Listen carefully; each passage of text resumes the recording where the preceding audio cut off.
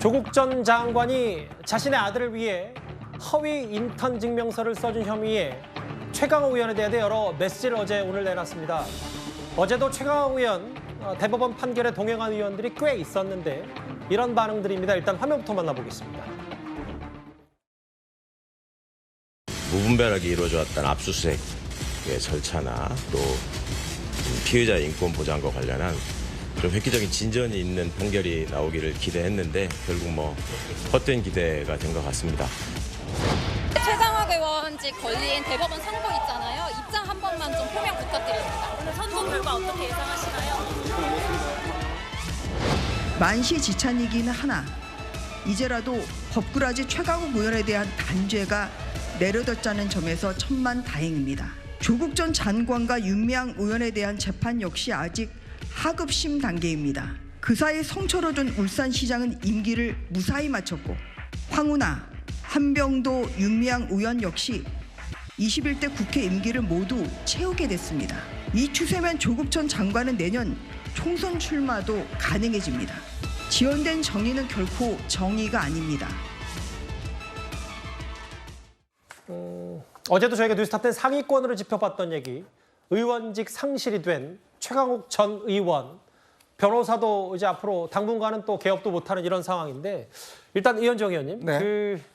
최강욱 의원과의 친분은 알겠는데 최강욱 의원을 마침 여러 응원한 듯한 목소리, 근데 적어도 대법원 판단까지 나왔으면 반성의 목소리는 민주당 내부에서 있어야 되는 거 아니냐라는 목소리도 좀 있습니다. 그렇죠. 바로 이제 이게 문제인 것입니다. 저는 21대 국회가 왜 이렇게 최악의 국회가 됐는가.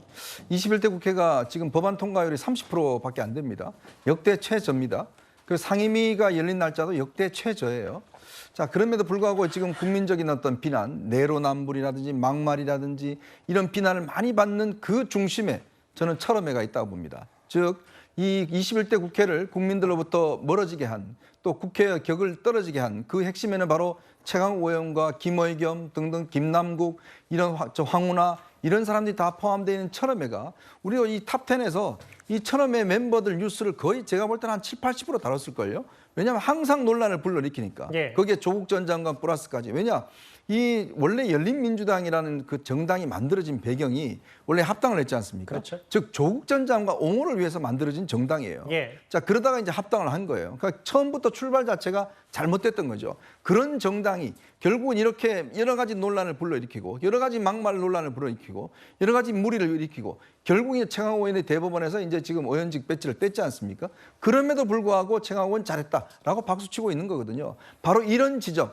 정말 저는 21대 국회에서 가장 어떤 면에서 국민적 지탄을 받고 문제가 된다는 것은 바로 이 철험의 멤버들이라고 저는 규정하고 싶습니다. 사실 어제 사실상 김명수 대법원 체제 마지막 재판 아니었냐. 징역 8개월에 집행유예 2년이 확정돼서 의원직을 잃었고요.